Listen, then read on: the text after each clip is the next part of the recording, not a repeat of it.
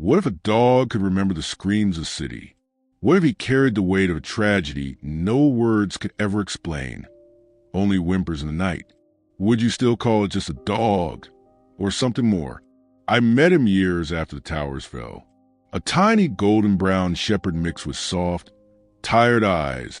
The kind of eyes that didn't just look at you, but through you. His fur was patchy, his body stiff with age. But when he walked into the room, silence always followed, like he carried with him the last breath of September 11th.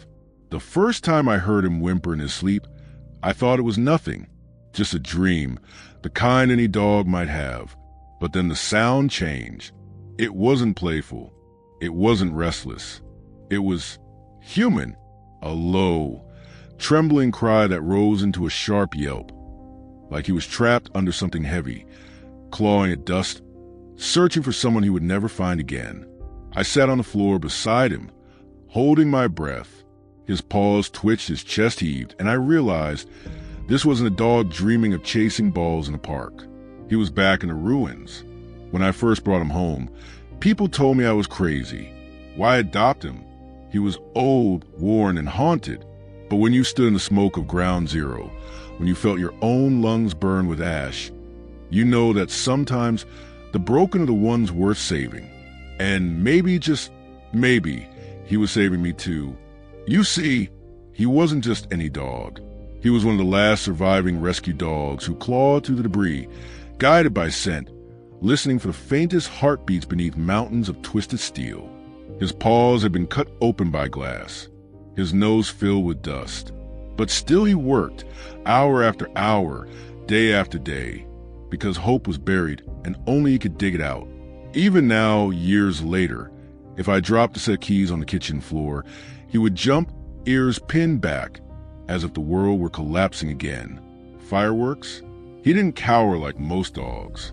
He wailed, a long, aching cry that could silence an entire block on the 4th of July. It was a sound of memory, and maybe it was a warning that tragedy never truly leaves us. One night, I sat with him in the yard. The moon was pale, the kind of light that makes the world feel hollow. He stared at the ground, motionless, and then he whimpered, not like before. This was softer, fragile, almost like he was talking to someone only he could see.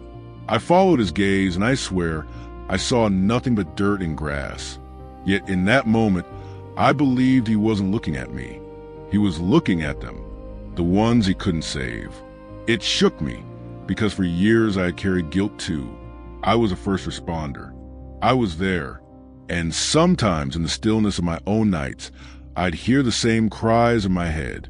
I wondered, was the dog haunted, or was he just carrying the burden I refused to admit? People ask me if I regret adopting him. They ask if the memories he drags behind him are too heavy. I tell them this. Every scar on that dog's body is a story of love. Every limp, every whimper, every haunted cry is proof that he fought for strangers he never knew. Isn't that what being human is supposed to mean? And yet, it was a dog who showed us. Sometimes, I think about the day the towers fell, the smell of burning paper, the sound of sirens swallowed by silence, the faces of men and women who never walked back home. I think about how the city felt hollow, like the soul had been ripped out of it. And then I think of him, this weary, gentle animal who kept walking into the dust when the rest of us were frozen. Do you see the irony? We built towers that touched the sky, but when they fell, it was a dog, no taller than a man's knee, who became the giant. There were nights I woke to his paws scratching the floor, his breath ragged, like he was digging through invisible rubble. I'd kneel beside him, whisper his name, and slowly his body would soften. His head would rest against my hand. And in that fragile quiet, I realized something. Maybe he wasn't stuck in the past. Maybe he was reminding me not to forget. The world likes to move on. Headlines fade. Memorials gather dust. But his whimpers, they keep the memory alive. They're the sound of absence, the echo of 1,000 goodbyes caught in one dog's chest. And yet, there's humor too. The way he barked at the mailman, like he was defending the whole block from invasion. The way he'd roll in the grass and come up sneezing, as if he was surprised the world could still be soft. The way children tug at his ears and he'd just sit there, patient, as if their laughter was the only sound strong enough to push away the cries he carried. One day, when he's gone, I know the silence will be unbearable. But for now, I listen. I listen to his whimpers, his sighs, his deep breaths, because in those sounds, I hear more truth than in any monument or speech. And maybe that's the question we should all ask ourselves. Are we listening? Not just to the past, but to the voices that linger in the dark, to the lessons whispered in grief, in courage, in fur-lined loyalty. I don't know if he dreams of towers or fire or ash. I don't know if he dreams of the people he searched for, but never found.